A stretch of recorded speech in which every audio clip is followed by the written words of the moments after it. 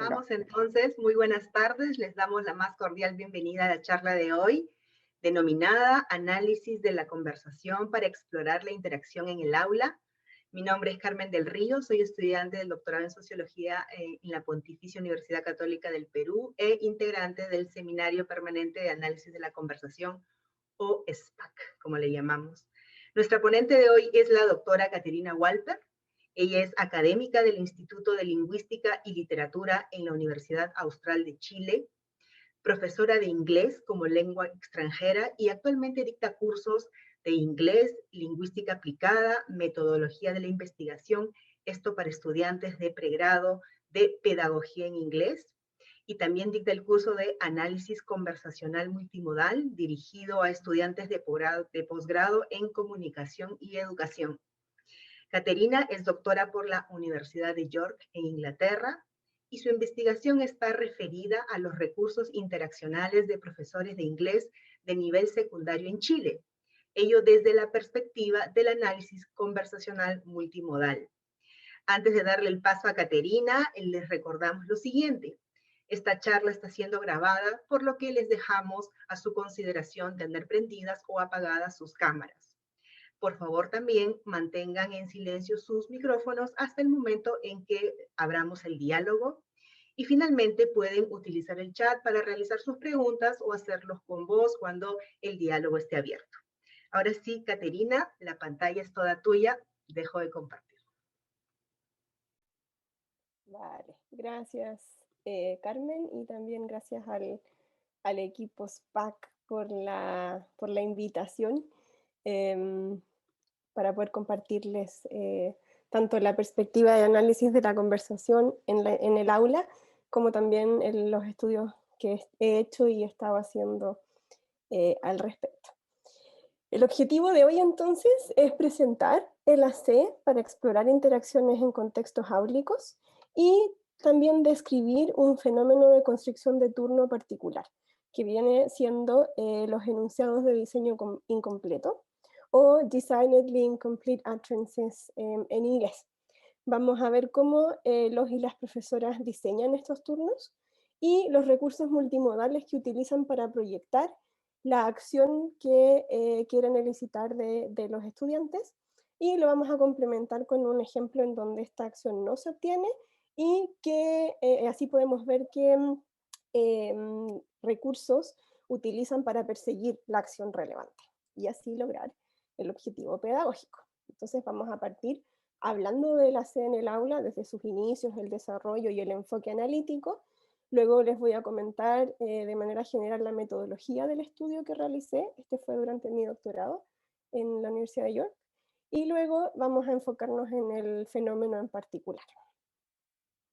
Los inicios de la C en el aula tienen como la raíz un paper que salió en el 97 de Firth and Wagner, donde llamaban a una reconceptualización del campo de la adquisición de lenguas. Más que nada pedían considerar a los aprendientes no como hablantes deficientes al ser comparados con hablantes nativos, a los aprendientes de lenguas extranjeras o segundas lenguas, sino que pensar sus competencias como competencias en desarrollo y poder también identificar todas las prácticas que ellos desplegaban para participar en interacciones.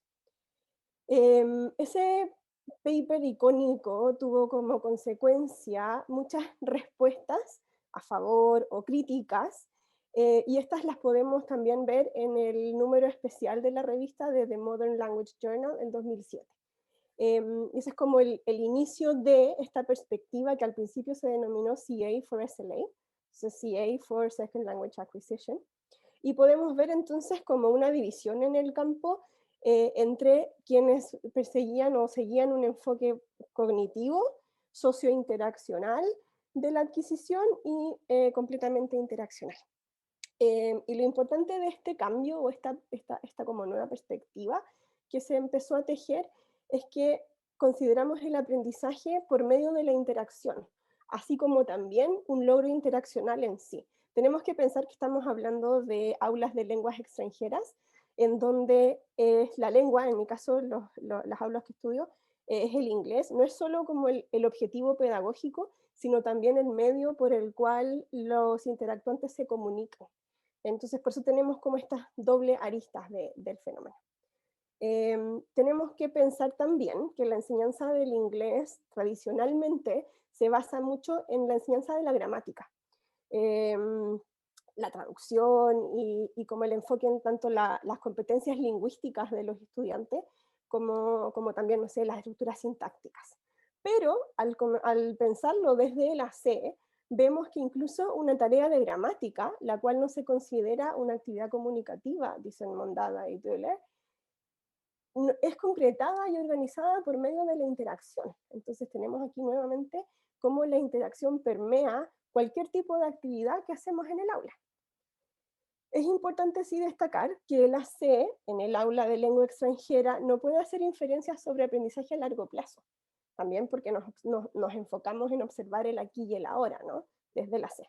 Sí se ha hecho, se puede hacer por medio de estudios longitudinales. Y un ejemplo de eso es Skilsen, quien estudió aulas de lengua extranjera en Dinamarca y observó cómo cierto concepto de vocabulario cuando aparecía por primera vez, si es que los aprendientes podían gesticularlo, por ejemplo, al principio, después podían verbalizarlo y después a lo largo del tiempo podían hacer las dos cosas. Entonces fue como viendo este sentido de cómo iban cambiando las competencias interaccionales observables de los estudiantes en un largo plazo.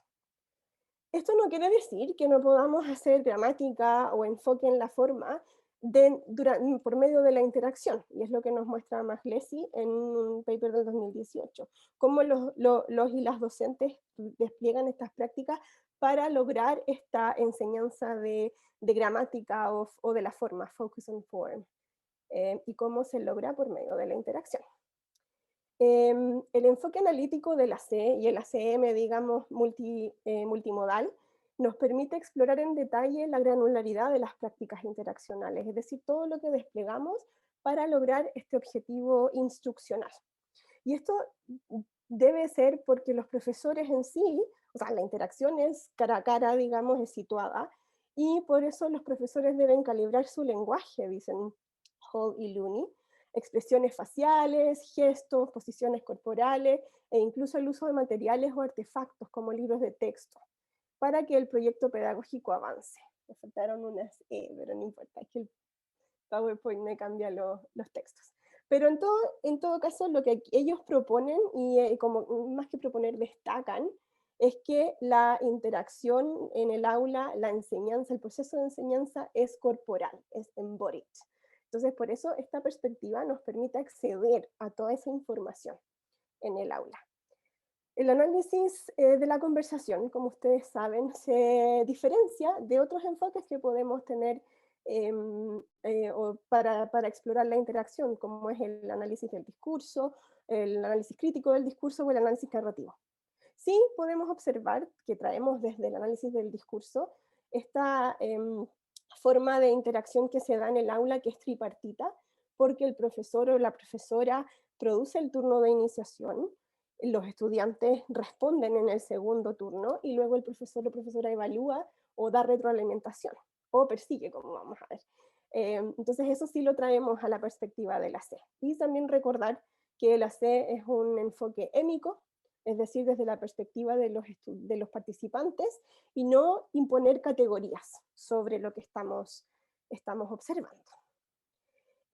Algunas de las prácticas interaccionales que podemos analizar, y aquí quisiera detenerme para que quede claro de que estamos hablando tanto de prácticas interaccionales como instruccionales, por esto que les decía de que el inglés es el medio de comunicación y también el objetivo. Entonces el enfoque es cómo desplegamos estas prácticas interaccionales para lograr nuestro proyecto pedagógico, que es este proyecto que tienen los profesores en el aula, tenemos, que queremos lograr metas, ¿cierto? Entonces, por ejemplo, podemos ver cómo orquestamos las interacciones. Y ese concepto a mí me llamó la atención cuando lo leí y me parece muy especial porque destaca que Los profesores al final somos como estos directores de orquesta que estamos tratando de lograr que los estudiantes hagan estas acciones relevantes siguientes. Y este concepto aparece muy temprano en la literatura, desde el 75, y luego se va trabajando y también podemos identificarlo como una de las raíces del ACM en ese caso, desde esta perspectiva. También podemos ver marcos de participación, si es que los profesores queremos que un estudiante participe, vamos a desplegar ciertas prácticas para demostrar que él o ella es nuestro selected next speaker. O si es que es un marco de participación abierto, vamos a tener quizás un paneo de la mirada, etc. Podemos ver también orientación a los artefactos, como vemos aquí. Ya les voy a contar sobre mi estudio. Desplegamos prácticas para demostrar orientación a estos recursos, ya sea un libro de texto, la misma pizarra, las flashcards que usamos, etc. Y lo que vamos a ver hoy día es sobre demostrar orientación a estudiantes o movilizar o perseguir respuestas. Entonces, como el enunciado clave aquí, o que creo que recuerden, es que todo lo que hacemos en el aula como profesores y profesoras tendrá implicancias para lo que queremos que los estudiantes realicen en el siguiente turno. En cuanto a mi estudio, que fue durante mi doctorado en York entre el 2014 y el 2018, diseñé una actividad que era de storytelling y de ordenar eventos, la cual le pedí a 5 docentes que realizaran en su clase. Y la actividad está basada en un libro que se llama The Great Escape, que es sobre un prisionero que se escapa de la cárcel y va por diferentes lugares de la ciudad escapando de los guardias. Y yo elegí estos 5 ejemplos, estos 5 eventos.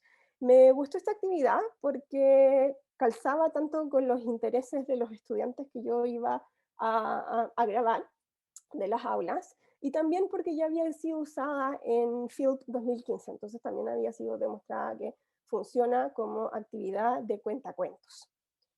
Y mi pregunta es, ¿cuáles son los recursos interaccionales que despliegan los profesores de lengua en secundaria para promover la participación en sus aulas? Esa era mi pregunta de investigación general.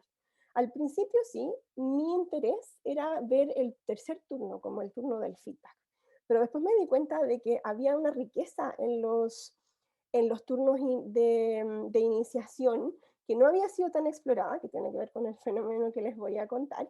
Entonces, por medio del método inductivo, yo fui acotando mi interés en la investigación. Y eso también deviene de la C, ¿no? De que lo que hacemos aquí es aplicar las prácticas analíticas y metodológicas de la C para interacciones cotidianas y lo aplicamos al aula. Entonces, eso también destacar que la idea de estudiar un contexto aplicado es eso, o sea, un contexto institucional, es eso, es adaptar los procedimientos, pero manteniendo su esencia, manteniendo los enfoques de la C y los objetivos. Entonces, en mi estudio hice una actividad de puzzle y cuentacuentos y fui a encontré, digamos, 5 profesores dispuestos a participar, 4 de los cuales realizaban su sesión en inglés. Entonces, la docente que hacía la clase en español decidí utilizarla como proyecto piloto para poder ver si es que la actividad de verdad funcionaba y si es que de verdad yo iba a encontrar las interacciones que me interesaba analizar. Terminé con cerca de 5 horas de grabación de clases, que desde otras perspectivas podemos decir que es muy poco, pero para el AC es más que suficiente. De hecho, Sid House creo que es que dice que cualquier corpus de más de 4 horas está bien, digamos, es aceptado. Los establecimientos son públicos y subvencionados, que era otro de mis intereses también, y los estudiantes tienen 17 a 18 años. Los materiales que yo diseñé, como ustedes pueden ver aquí en las fotitos, no tienen texto, son puras imágenes. Y eso era para poder darle libertad a los y las profesoras para poder adaptar la actividad. Es decir, si ellos, por ejemplo, estaban estudiando el present simple, el presente simple, podían realizar la historia en presente simple. Si había otro curso que estaba estudiando el pasado simple, entonces lo hicieron en pasado. Y luego yo les di como los pasos de la actividad, pero también era de libre adaptación para ellos, cualquier cosa que a ellos les acomodara. Y les dije que el enfoque, por supuesto, era en general en la interacción en el aula, que era lo que yo tenía de enfoque al principio, ¿no? No les expliqué que el enfoque era en los recursos gestuales para no influenciar su performance, por supuesto. Entonces, el día de hoy les quiero contar sobre una de mis principales como findings o resultados, que es que los y las profesoras no solo diseñan sus turnos como preguntas y respuestas, que es como este clásico IRF pattern, sino que también encontramos diseños, enunciados de diseño incompleto. Y aquí les traje uno que les voy a poner el audio para poder destacar sus particularidades. Okay, he passes, he's chased by the police and they walk just in front of the cinema screen. Yes, very good. Espero que hayan podido escuchar bien. Lo importante aquí es que el profesor en su diseño del turno de iniciación dice, ok, he passes, he's chased by the police, and they walk just in front of the cinema, y ahí los estudiantes completan el turno con screen. Estamos hablando del evento donde el personaje se escapa y entra al cine y camina delante de la pantalla. Y de hecho, él hace este gesto, lo vamos a ver después los gestos. Pero en temas de lo verbal, como los aspectos clave del fenómeno tienen que ver con que el enunciado de diseño incompleto no es un lugar de transición de turno tradicional, como es el TRP, Transition Relevance Place, sino que es la combinación de prácticas que los y las docentes combinan las que establecen la relevancia condicional, conditional relevance, para que el estudiante en este caso produzca el segundo sustantivo del sustantivo compuesto cinema screen. Entonces el profesor dice cinema y el estudiante dice screen. Entonces están elicitando ese concepto. Al analizarlo, podemos ver que la unidad de construcción de turno, es decir, la TCU, está incompleta, tanto en su sintaxis como en la prosodia. Sin embargo, la acción pragmática está completa, y esto es visible por medio del Next Turn Proof Procedure, en que los y las estudiantes se orientan a este fenómeno y completan el turno. Y entonces aquí tenemos como la combinación de prácticas nuevamente establece la relevancia condicional para que los y las estudiantes produzcan esta acción. A veces uno dice que ellos producen la respuesta, porque estamos acostumbrados a analizar la interacción áulica como iniciación, respuesta, feedback. Pero en este caso no es una respuesta, porque no tiene este diseño sintáctico, ¿no? Sino que es una acción relevante siguiente. Entonces quizás yo misma puedo decir la respuesta, pero no es respuesta, es acción relevante siguiente. Lo que les voy a contar hoy día es un artículo que va a salir muy pronto publicado. De hecho, anoche acepté las últimas proofs, como el maqueteo del artículo, y va a salir prontito en el Classroom Discourse Journal. Y entonces mi idea hoy día es compartir con ustedes los casos que están en este artículo, que son 5, que demuestran las prácticas que despliegan estos profesores para movilizar esta acción de turno siguiente que les comentaba, que tiene que ver con prácticas verbales y corporales. Y luego, esos 5 ejemplos los voy a complementar con uno extra, que aún no está publicado, que tiene que ver con estas instancias donde los profesores no obtienen la acción relevante siguiente y tienen que trabajar un poco más, como les contaba al principio. Entonces, con respecto a este fenómeno en particular, aparece en la literatura muy temprana. De hecho, uno de los primeros estudios desde la C que hizo McHowell en aulas de geografía, él lo denomina como modulación. O Maggio Hadley en el 93 lo denominan pinpointing. Y luego, más actuales, tenemos DIUs, Designedly Incomplete Utterances, que es como el estudio icónico de este fenómeno, que es Koshik en el 2002. Y luego tenemos también otros nombres para referirse al mismo fenómeno. Como unidad sintáctico corporal dice que vale. Dice que la gramática ya no es solo verbal, sino que también tiene este componente corporal, que es súper interesante el enfoque. O embodied DIUs, similar, observation and search. Entonces, este es el mismo ejemplo que les acabo de mostrar el audio. Ahora vamos a ver el video. Y quiero que se fijen en el docente y los recursos gestuales que utiliza para promover esta participación del estudiante y la producción de esta acción relevante.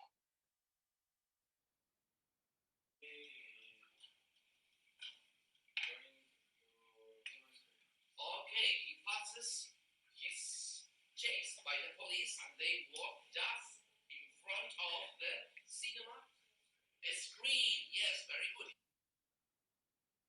Lo voy a poner de nuevo.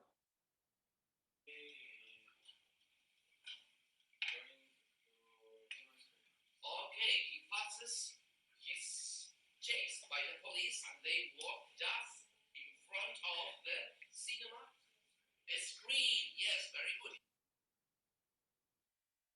Ok, entonces si vemos el análisis o la transcripción multimodal de la gestualidad de este profesor, podemos ver que al principio tenemos un gesto con la mano derecha de la palma abierta, que está aquí en la línea 104, y este lo mueve, hace como un sliding gesture con 2 strokes. Y esta es la figura 1 que tenemos aquí, que vendría siendo un gesto icónico que acompaña este turno de iniciación. Luego, este gesto cambia la orientación, digamos, de la gestualidad y viene un gesto deíctico con la palma izquierda, con la mano izquierda. Entonces vemos como el profesor utiliza también aquí 2 manos para realizar acciones diferentes, que también es súper interesante. Y apunta hacia el estudiante 4, que venía siendo el que estaba leyendo sus oraciones que el grupo escribió sobre las flashcards que tenían. Entonces podemos ver que hay una orientación hacia este estudiante como el Selected Next Speaker, y cuando luego el profesor también, digamos en la figura 3, aquí el profesor extiende la palma, justo al mismo momento, digamos, que el estudiante está produciendo esta acción relevante siguiente. Y luego esa misma palma, como que podemos decir que el gesto está upgraded, porque se convierte en un gesto deíctico para realizar el turno de la evaluación de esta respuesta del estudiante. Entonces, de nuevo, tenemos 2 manos haciendo acciones diferentes, y cómo también esta mano provee información semántica para el estudiante para que comprenda, digamos, esta iniciación, esta elicitación, el turno. El ejemplo 2 es esta docente que está aquí y que está elicitando información sobre este grupo, que es el grupo del museo, the Museum Group. Then your story is the museum. De nuevo. Then your story is the museum. Una vez más. Then your story is the museum. Okay. Aquí tenemos entonces otra instancia del mismo fenómeno.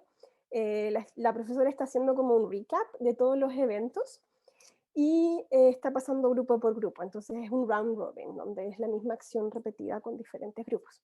Y aquí en este caso se orienta a este grupo en particular. Tenemos tanto la mirada dirigida hacia ese grupo como el gesto deíctico, demostrando orientación a ellos como los selected speakers.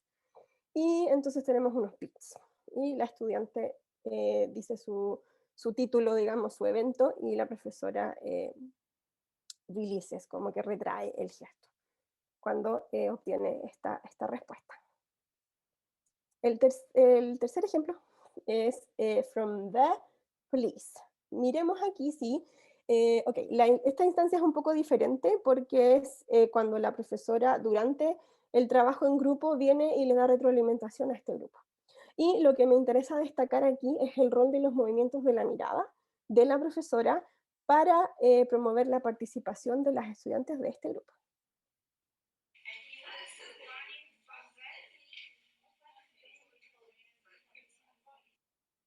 Okay. De nuevo.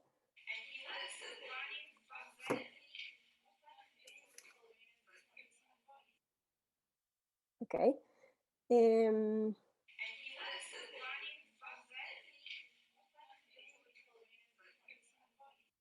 Tenemos aquí una combinación de prácticas porque durante el inicio de la licitación tenemos orientación hacia el material pedagógico, de hecho la profesora lo mueve, lo apunta, le hace un tapping, que no sé si fue posible observarlo, pero hace así, está puesto aquí en la transcripción. Luego alza la vista, digamos, hacia la estudiante 4 y hace un paneo. No sé si fueron capaces de observarlo, pero se ve aquí, digamos, ¿no? Entonces hace un paneo por las integrantes del grupo, orientándose a un marco de participación abierta, el cual obtiene respuesta, digamos, obtiene respuesta, acción relevante de la estudiante 3 en la línea 55, police. Ella acentúa y de hecho se para, digamos, demostrando orientación a que la acción está completa, el turno de licitación, ¿no? Entonces tenemos nuevamente aquí cómo combinamos, o el Estado docente combina diferentes prácticas. Y también destacar aquí el rol de estos movimientos de la mirada y las implicancias que tiene para la participación de las estudiantes. El ejemplo 4 es la misma docente con el mismo grupo y se llama Upstairs. Entonces veamos cómo la profesora utiliza un gesto manual para orientarse a este elemento, a esta acción que las estudiantes tienen que realizar.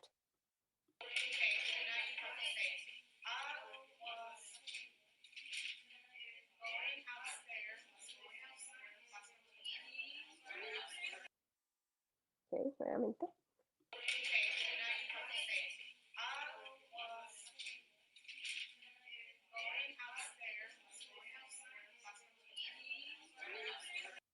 Entonces vemos aquí, para destacar qué es lo que tenemos que observar, el gesto de la profesora, la mirada de la profesora, y es este estudiante quien produce el concepto que está siendo licitado. Veámoslo una vez más.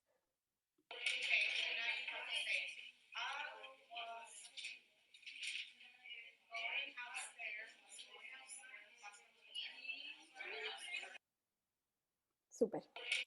Entonces tenemos aquí nuevamente orientación hacia este material pedagógico que se encuentra en este espacio interaccional común, donde todos los participantes tienen acceso, porque todas pueden ver este material. Y luego tenemos cómo este recurso gestual proyecta tanto la completación o la acción relevante siguiente, como también le da de nuevo a las estudiantes información semántica sobre el concepto que está siendo licitado. Entonces, tenemos aquí como el index finger y el mid finger alternate, con un movimiento hacia arriba.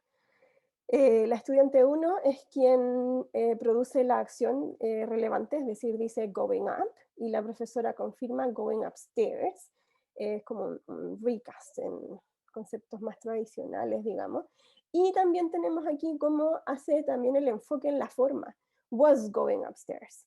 Entonces dice past continuous, was going upstairs. Entonces tenemos aquí lo que Maglesi nos comentaba de decir, de utilizar la interacción para hacer focus on form. Y esta es la clase en donde estaban haciendo la historia en pasado simple, como les comentaba al principio. Y aquí entonces la estudiante 1 es quien produce la respuesta, y de hecho, no sé si vieron, pero la estudiante 2 como que hace como un mirroring gesture, que podemos decir o podemos analizar que está como demostrando entendimiento de la acción por medio de la corporalidad. El ejemplo 5 se llama Running y es parte de mis estudios, de mis casos desviados, como deviance cases, porque es la docente quien verbaliza la acción. Pero lo vamos a utilizar para también realizar esta configuración del fenómeno. Entonces miremoslo. Las estudiantes también producen acciones relevantes siguientes, pero es la docente también quien completa su propio turno, digamos, completa.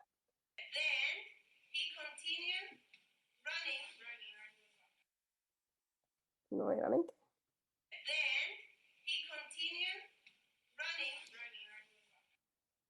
Ajá, una vez más.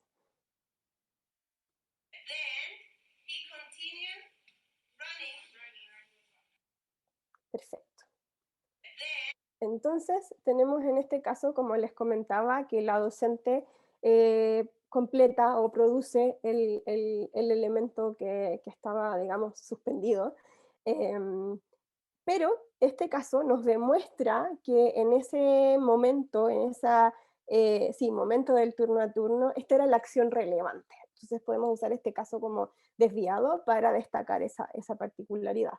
También podemos ver nuevamente como un movimiento icónico, pantomímico, un gesto, complementa este turno de iniciación en la licitación.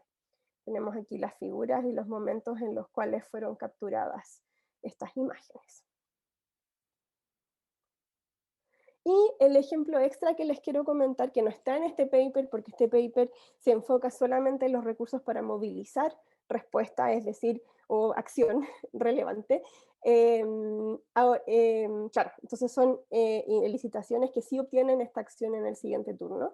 Y luego ahora estoy enfocada en explorar también los recursos que despliegan, o en, digamos, en publicarlas, porque están en la tesis, qué elementos despliegan los profesores y las profesoras para poder lograr esta respuesta esta acción cuando no está. Entonces este ejemplo es un poco más complejo.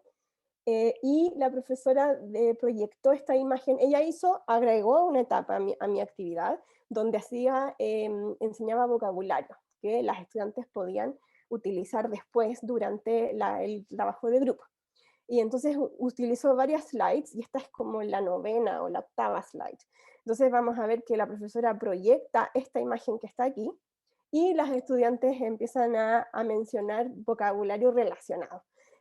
Incluso antes de que la profesora realice su turno de iniciación, pero esto es porque es una acción repetitiva, entonces ya se estableció como una rutina en el aula, que también es muy común.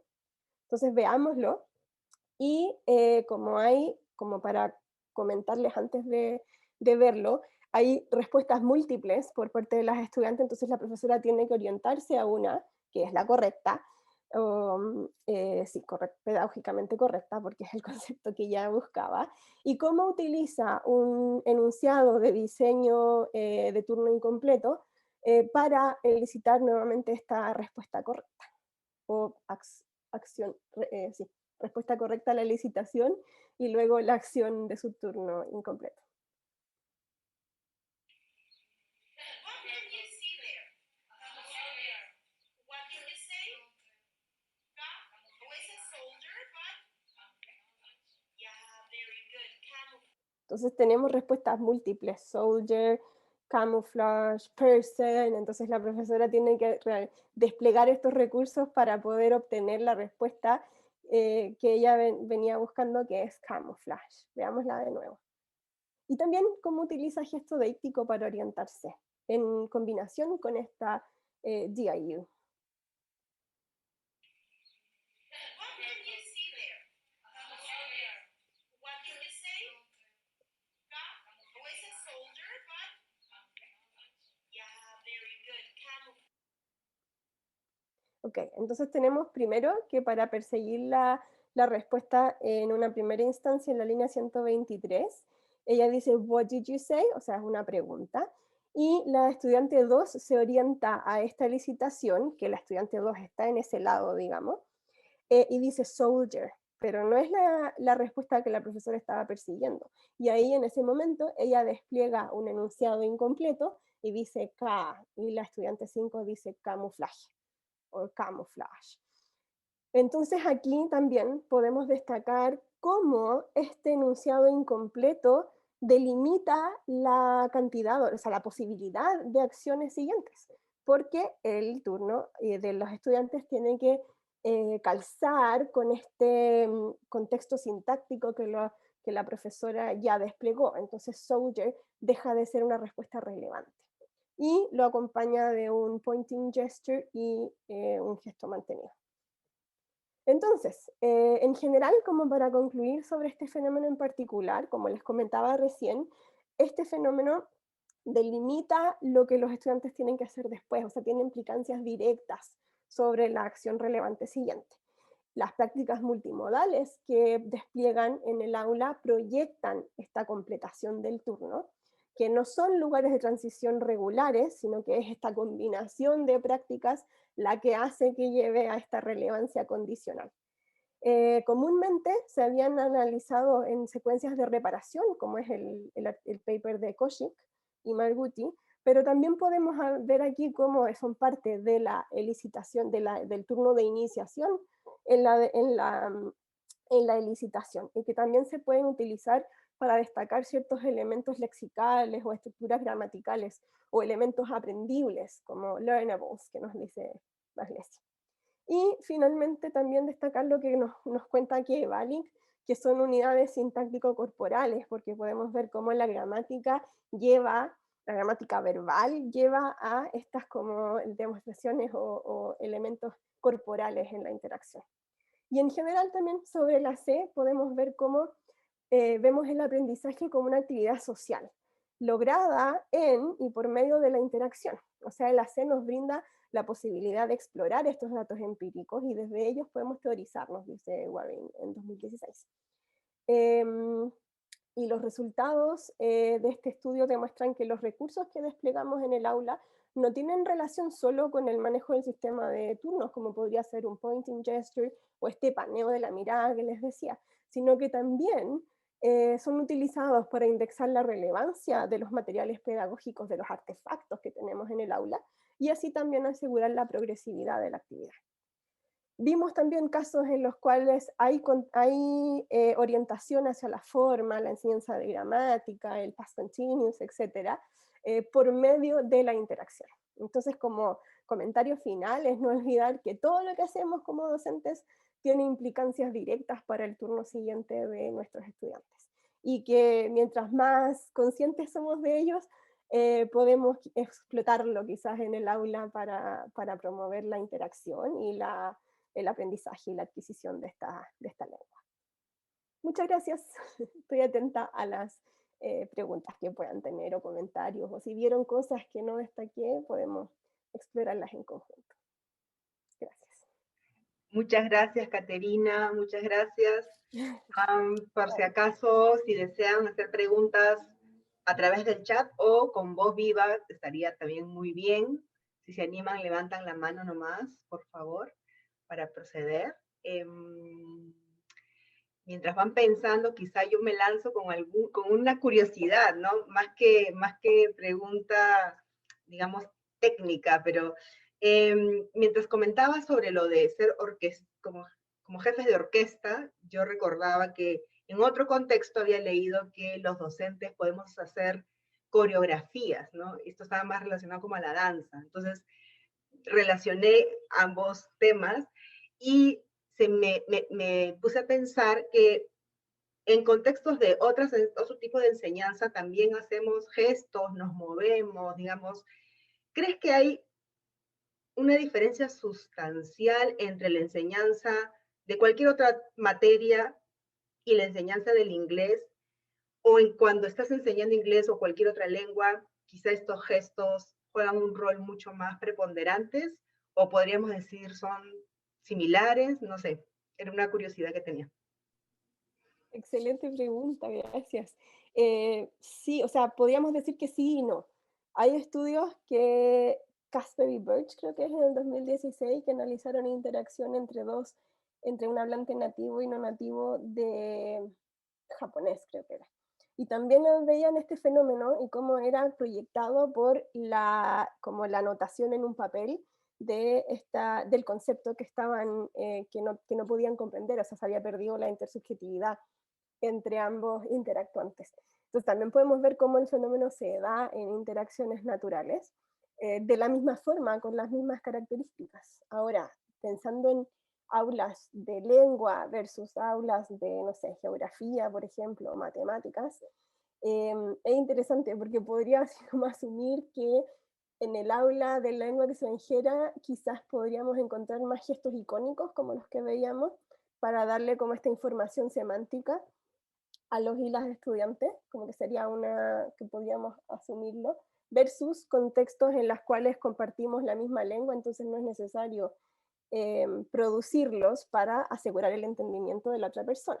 Pero sí me llaman la atención los casos de matemática, en donde también podemos encontrar estos mismos gestos, no para demostrar, no para como proveer información semántica del concepto, sino del fenómeno en matemáticas, como no sé si me, me doy a entender, pero en ese caso no sería, ok, te realizo este gesto para que me puedas entender el concepto en la lengua extranjera, sino para que comprendas este proceso matemático, que también puede ser complejo, o físico.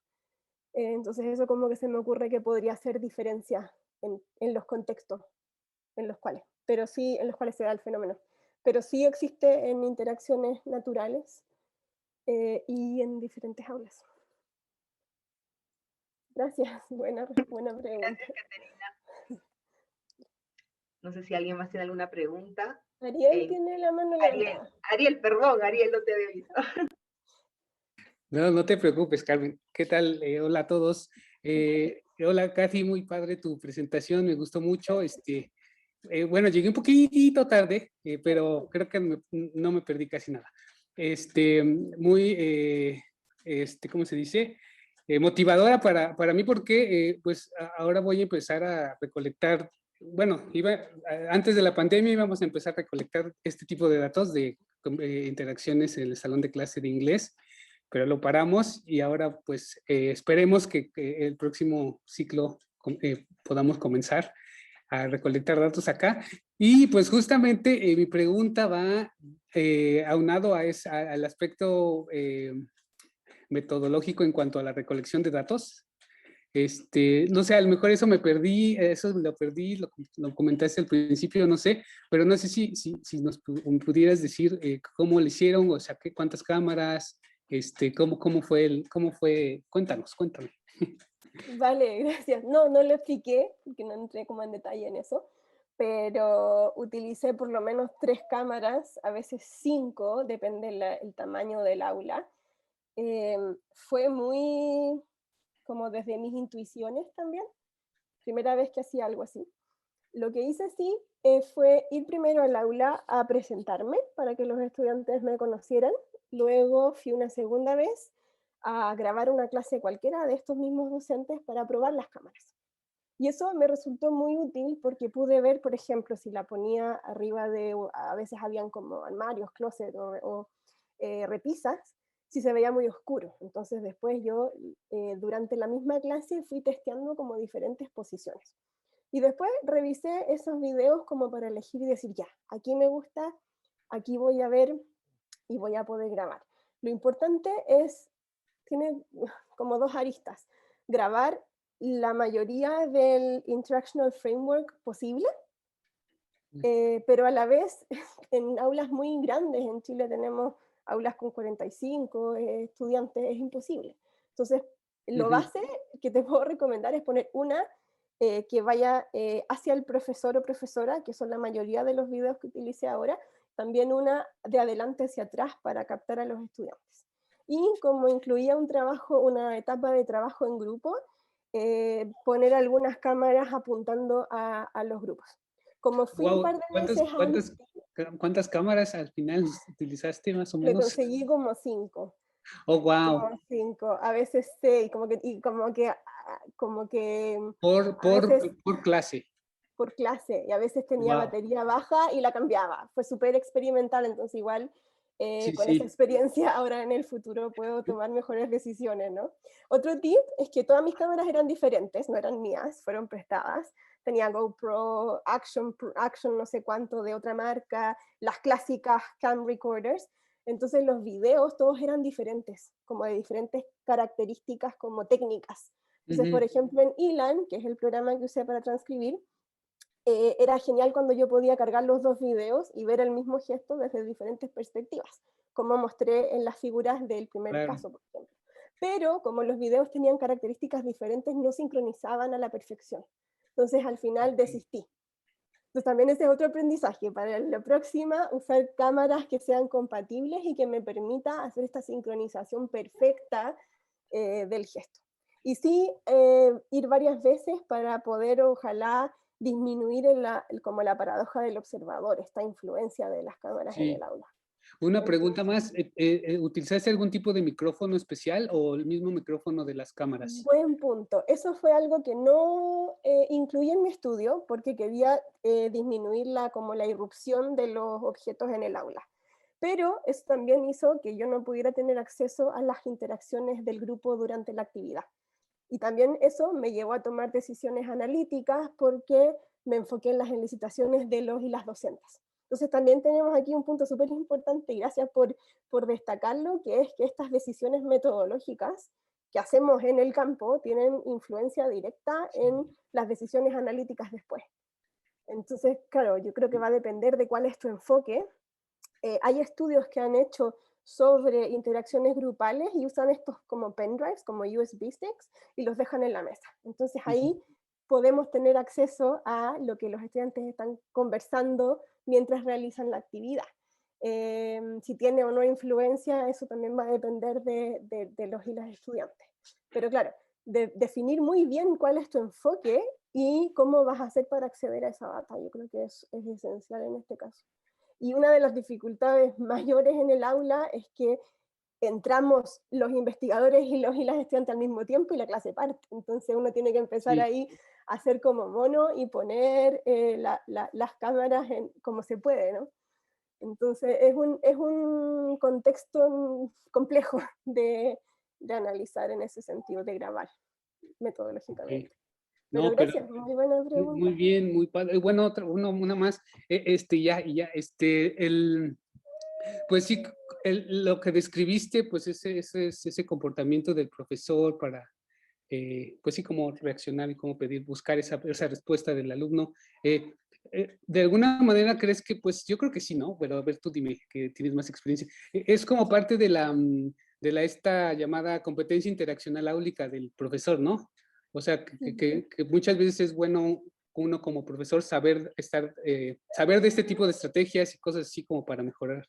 Pero sí la consideraría es como parte de, y que sería Sí. como algo de eso, ¿no? Sí, sí, definitivamente, es algo que no elaboré en el principio por temas de tiempo, pero claro, vemos un cambio en el campo desde la competencia comunicativa, que viene siendo las competencias lingüísticas de los estudiantes, a la competencia interaccional, que viene siendo cómo son capaces no solo de producir inglés de manera fluida y lingüísticamente correcta, sino responder a las acciones del otro hablante, ser capaz de participar en esta interacción, a la competencia interaccional áulica, que destaca cómo los y las docentes podemos explotar estos recursos para lograr el aprendizaje. Entonces sí, claramente esto es parte Sí, y del más que pues estudio. en un salón de clase de lengua extranjera, pues no es la lengua meta, digamos, se utiliza como recurso para enseñar, entonces no es como una clase de matemáticas o español, donde pues la lengua más de uno es la única que se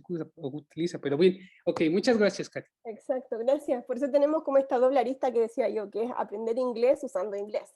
Entonces Exacto, todos estos sí, recursos tienen que ver directamente con ese contexto. Sí, sí, gracias, gracias, Ariel. Suerte gracias, con tu estudio. Si te puedo ayudar en gracias. algo, me avisas. Ya, claro, claro que sí, yo creo que sí. Ahí luego te digo, gracias. Dale. Gracias, Ariel. Solo para mencionar que Caterina hizo referencia al ELAN y nosotros más adelante vamos a tener un taller sobre ELAN, así que ya se lo comentaremos hacia el final. Siguiente, por favor, Vero.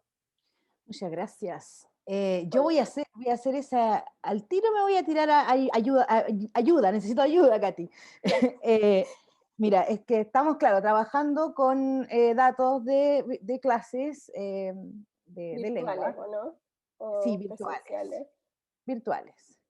Entonces, aquí tú hablaste como de la acción relevante o la siguiente acción relevante. Y eso me hizo mucho pensar en una tesista que está trabajando con, son interacciones en las que ha habido un estudiante tiene que buscar información sobre un país en particular y después el resto le pregunta, ¿ya? Entonces, lo que tengo como iniciación del profesor básicamente es anybody else, ¿cachai? O incluso nominando a ciertos estudiantes para que pregunten a la siguiente persona. Entonces ahí como en términos secuenciales es cuando todo a mí me empieza así como, ¿qué hago con esta acción que inicia y la que responde inicia, y lo que sigue? Claro, Entonces como para que un ese tercero. IRF, IRE, finalmente es otra cosa. Y Claro. no sé cómo abordaste tú eso desde el punto de vista secuencial, si existen en el fondo estudios sobre eso también. Interesante. Espérame, una pregunta. Entonces, el profesor o profesora inicia y dice anybody else, y la otra persona tiene que preguntar sobre un país Tiene que para preguntar a su compañero o a su compañera. compañero. ¿Y es un trabajo que han realizado antes o que están ahí in situ? Es un trabajo que han realizado antes. Cada uno ha tenido que buscar información sobre el país, venir preparado básicamente. Perfecto. ¿Te acuerdas el trabajo de Ufuk Balaman en Turquía? Que Sí, trabajaba con este tema de trabajo en grupo online y que juntos tenían que hacer como un scavenger hunt y como un participante ¿verdad? tenía que preguntarle al otro sin decirle la respuesta. Lo vimos creo que en Dinamarca, ¿no? Sí, puede ser, pero el Podrías paper ver, es como 2019, creo que sí lo sí, tengo. salió hace poco. Y ahí en Sí. ese momento podemos ver cómo es un trabajo en grupo, que es otra instancia, no es el profesor que está elicitando, como orquestando todo el curso, sino que también tiene una instancia de trabajo en grupo. Quizás podrías ver por ahí para abordarlo. Pero claro, aquí es donde el IRF como que podríamos decir que nos queda corto, Nos queda porque corto, ¿no? no todas las interacciones en el aula son identificables con este fenómeno. O sea, yo creo Y que también sería nos como, queda corto como lo que sabemos sobre organización secuencial de datos exacto, naturales, ¿no? claro, qué interesante. Sí, igual me imagino que luego de que los estudiantes hacen este intercambio, el profesor igual les va a evaluar antes de seguir.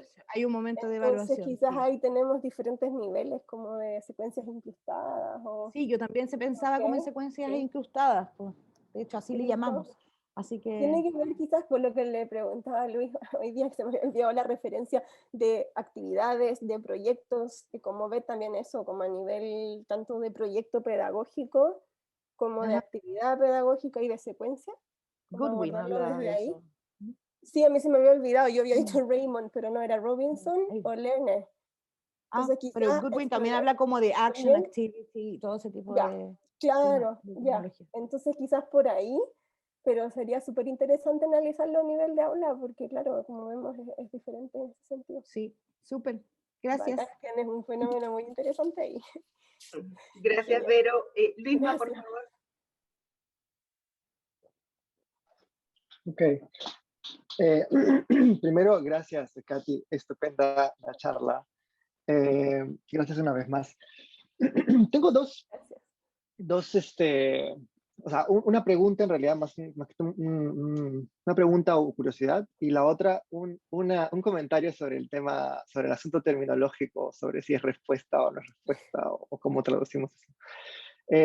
La pregunta simplemente es, creo que bastante general, es ¿cuán extensiva es esta práctica en el contexto en el que estás mirando, en la interacción en el aula eh, de segunda lengua que estás observando? Porque entiendo que como dispositivo, ¿no es cierto?, es bastante limitado en el sentido que lo que busca es elicitar, ¿no es cierto?, una palabra, que además es una palabra que se asume que el estudiante debe saber y que luego puede estar sujeta, digamos, la propia provisión del profesor si es que no la conoce o, digamos, corrección de la pronunciación, entiendo. Pero eso es lo que hace, ¿no? Y entiendo que lo que hacen los maestros es, como nos han mostrado en los ejemplos, ofrecer cierto contexto, ¿no? Con cómo inicia el turno para elicitar esa palabra, ¿no? Entonces tienes por ejemplo, el primer ejemplo que nos pones del cinema screen, tienes el nombre compuesto y lo que buscas es ese segundo componente, cosa que es más difícil en el último ejemplo que nos has puesto, ¿no? Donde más bien no hay contexto que ofrece, que llegue a camuflaje o camuflage, lo cual hace más difícil su elicitación, entiendo, ¿no? Mi pregunta es, dada digamos, la particularidad de este tipo de práctica como dispositivo, ¿tú encuentras momentos en los que se desalinea del proyecto pedagógico particular? Porque nos comentabas que en algunos casos lo que se busca es aprender sobre el pasado, ¿no? Y el inglés es, es una lengua sujeto-verbo-objeto. Entonces, ¿cómo diseño mi turno para poder hacer que el objetivo de pedagógico, que es que aprendan el inglés, se conecte con este dispositivo particular, o este dispositivo particular me sirva para poder llegar a eso? No sé, simplemente una curiosidad que tenía de si es que es extensiva la práctica, la vez que aparece en todos lados, o hay sitios donde simplemente no funciona. Eso por un lado. El segundo punto es sobre la cuestión terminológica. El inglés nos ofrece answer y response, ¿no es cierto? Que es un problema que con Vero hemos conversado montones de veces, que es, el inglés nos da answer como como términos técnicos, ¿no? Answer y response, donde response es, digamos, más general, como cualquier tipo de comportamiento que es responsivo a una primera acción, y answer, digamos, tiene una definición un poquito más acotada, como una segunda parte adecuada o tipo, ¿no? A un pedido de información. Tal vez yo no tendría problema en llamarle contestación, se me ocurrió, a lo que le estás viendo tú, ¿no? Buscar una contestación o perseguir una contestación particular si es que dejamos respuesta como el término técnico para traducir answer, ¿no? Entonces, simplemente un comentario ahí de cómo podemos buscar los recursos en el español para empezar a traducir, que es parte, digamos, del gran proyecto de SPAC también. Esos dos, Interesante, gracias. Mira, con respecto a la primera, que me preguntabas qué tan extensiva es la práctica, miré aquí en el paper, y de los casos que yo encontré de estos diseños incompletos, son 39 casos. Y 20 de ellos obtienen esta acción relevante en el turno siguiente. De mis sujetos, que yo tuve 5, y una persona hizo la clase 2 veces, 4 de ellos utilizaban el fenómeno. La otra no lo encontré. Entonces, igual eso habla de lo generalizable que es esta práctica. Hay, por supuesto, un participante que lo utiliza más que el resto. También eso tiene que ver con opciones, digamos, y la competencia áulica que estábamos comentando anteriormente. Pero sí, yo creo que me da pie para decir que es generalizable y que es observable en diferentes también momentos de la interacción pedagógica. De esos 20, como decía, de esos 39, 20 obtienen esta respuesta réplica que decían en el chat, contestación, me gustó, en el siguiente turno, y los otros 19 son casos en los cuales están haciendo diferentes fenómenos de reparación. Porque no se obtuvo esta respuesta, que tiene que ver con el contexto que estaba estudiado por Koshik. Cómo esta DIU, o este incompleto, gatilla secuencias de reparación. Entonces también tengo ahí una subcolección, digamos, de casos en donde se utiliza para gatillar la reparación, pero también cómo es parte de los recursos para reparar, para lograr el reparable. Entonces, son diferentes como instancias secuenciales en las cuales se presenta el fenómeno. Entonces, también eso habla de la generalización del fenómeno, pero también las acciones que hay detrás de esta práctica, que va a variar según el momento secuencial en el cual están en el aula, diría yo. Entonces, eso. Y lo del concepto, claro, o sea, esta presentación me hizo pensar en eso, en cómo lo traducimos. Tú, de hecho, en el correo, cuando empezamos a trabajar en el abstract y a mejorarlo, digamos, creo que tú me propusiste el enunciado de diseño incompleto, que me parece uno de los más eh, positivos, digamos, on point, para traducirlo, pero sí, nos pone de nuevo estas como dificultades para poder referirnos al fenómeno.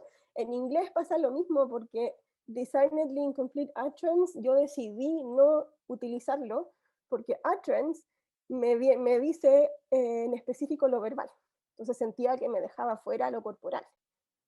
Hazel y Mortensen en 2019 tienen un capítulo del libro donde hablan de Designedly Incomplete Objects, porque se enfocan en cómo los profesores y profesoras manipulan o se orientan a los artefactos pedagógicos. Yo decidí en mi tesis y en el artículo que va a salir desired incomplete elicitations, como enfocando más en un sentido secuencial, podría decirlo. Entonces, claro, tiene que ver con cómo nos enfocamos sobre el fenómeno, qué es lo que estamos explorando, qué concepto vamos a utilizar, tanto en español al traducirlo como en el mismo inglés, que no hay agreement. Austervision y CERT utilizan embodied completions. Allshare también, entonces tenemos aquí como el embodied completa lo que falta en lo verbal. Entonces, en ese sentido, que Vale habla de unidades sintáctico-corporales, que también me parece hermoso porque tenemos nuevamente esta combinación de prácticas. Entonces se da al traducirlo al español, pero también en el mismo inglés, cómo nos referimos al fenómeno. No sé si responde la pregunta, pero sí. Bueno, Milagros sugiere réplicas. No sé si quieres comentar algo al respecto, Milagros, o era más que nada una sugerencia. Hola, sí, pensaba lo mismo. Primero, bueno, perdón, te felicito por la presentación, la verdad que estuvo muy, muy buena, muy interesante y me hizo pensar también en muchas cosas, sobre todo de la transcripción y la cuestión de la multimodalidad, del uso de cámaras, que bueno, es algo que me encantó. Y felicitaciones por el paper que va a salir también, espero poder leerlo pronto. No, lo de la traducción se me ocurrió mientras lo decía Luis Manuel y por ahí servía, pero no estoy segura, no manejo tampoco, así que es un poco, nosotros usamos réplica muchas veces para hablar de la segunda parte, ¿no? De un par adyacente, no sé, podría por ahí funcionar o para seguir pensando.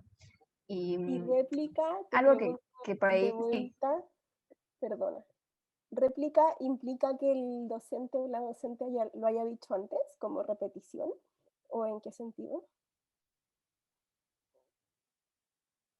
No, creo que como la respuesta, ¿no? Como la respuesta de los, en este caso de los estudiantes, para hablar como esto de respuesta o acción por ahí. Y que me había quedado pensando también a partir del último ejemplo que mostraste, era si en estos tonos de licitación, ¿no? De los docentes, si vos notaste o por ahí pensabas ver como si hay alguna diferencia en esos turnos cuando lo que se está licitando es, en ese caso que era parte, ¿no? Como que la docente empieza a producir la palabra, ¿no? Camuflaje, a diferencia de los otros casos en donde era completar una oración, ¿no? Una unidad mayor. Y pensaba si habías encontrado alguna diferencia en el diseño de ese turno en relación a, no sé, los rasgos por ahí de prosódicos, cuestiones de entonación, bueno, todo lo gestual, y justamente también porque en ese caso creo que funciona distinto por estar la imagen proyectada, ¿no? Entonces, por ahí eso es necesario por el hecho de que es una palabra, o porque se está pidiendo, ¿no? En el medio de la palabra, completar la palabra.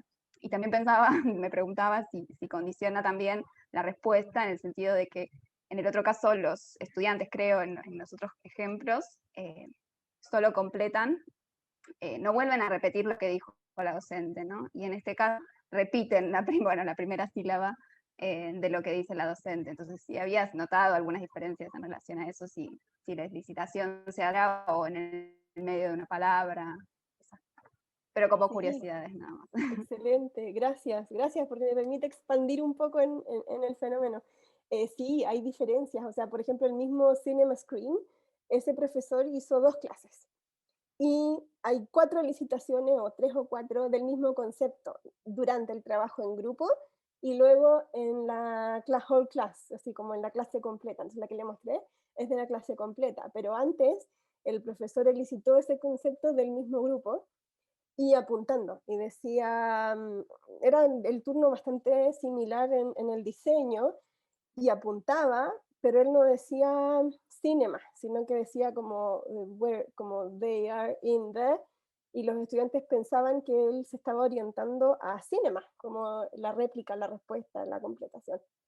Entonces ahí hubo una secuencia de reparación en donde el profesor explicitaba que era esa parte y hacía como un tracing gesture, como decir, no me estoy orientando al evento en general, sino a esta Cinema Screen en particular.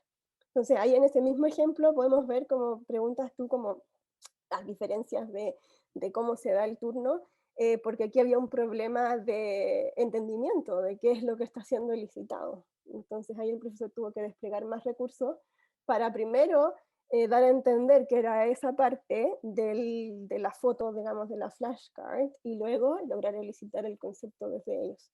Entonces también tenemos aquí como, por medio de la exploración de las prácticas, podemos ver también cómo los profesores se orientan al problema. O sea, primero el profesor repitió el mismo turno, entonces ahí él puedo decir que el profesor se orientaba a un problema de escucha, no me escucharon, repito tal cual.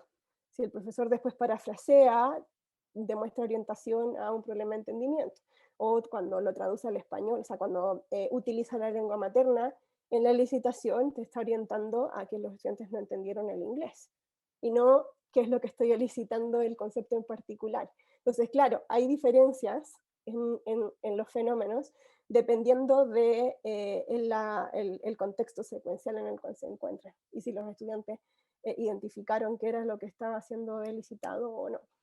Entonces hay como que la acción principal en este problema de entendimiento se interrumpe, se abocan a entender qué es lo que está siendo elicitado, y luego se retoma este main course of action, este curso principal, para poder lograr la licitación. Entonces, tenemos como igual diferentes niveles. Y siempre es porque tenemos que tener entendimiento como base para poder seguir interactuando, ¿no? Intersubjectivity. Entonces tenemos aquí como eso también se va traduciendo en secuencias en el aula.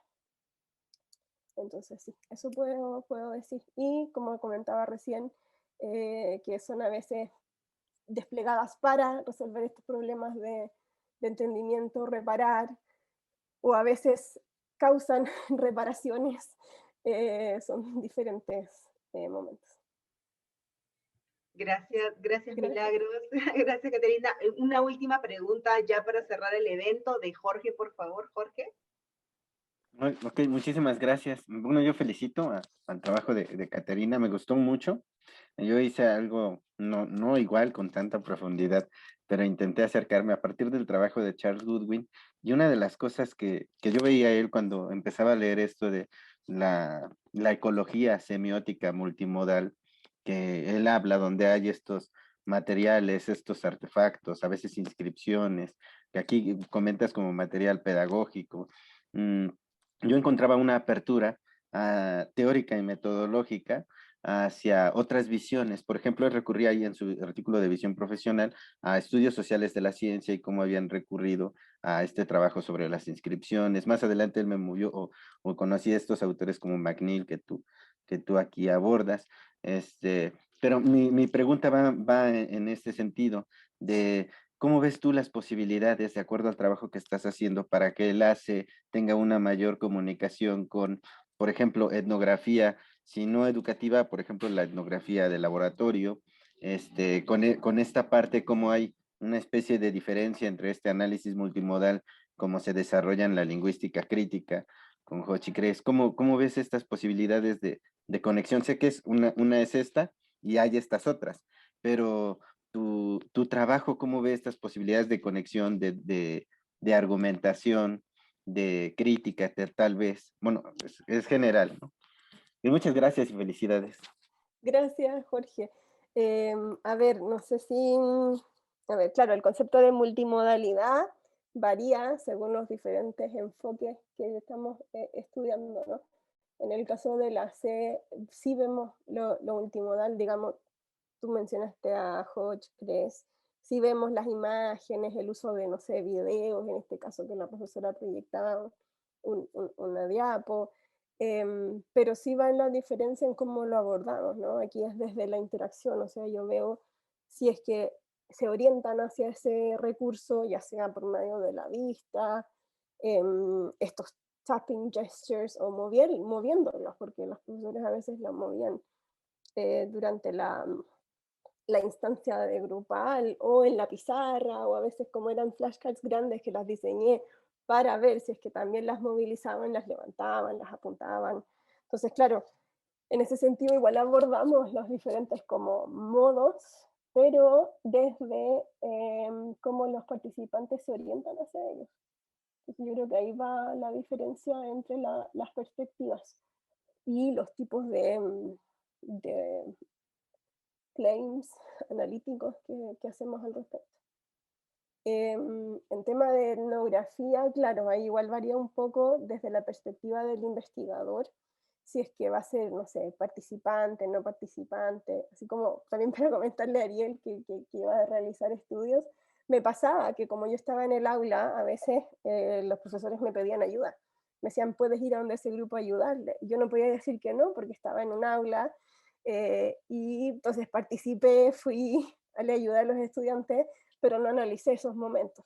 Entonces, ahí también hay como el contexto influye, digamos, en nuestro corpus y cómo lo vamos desarrollando. Entonces, yo creo que eso.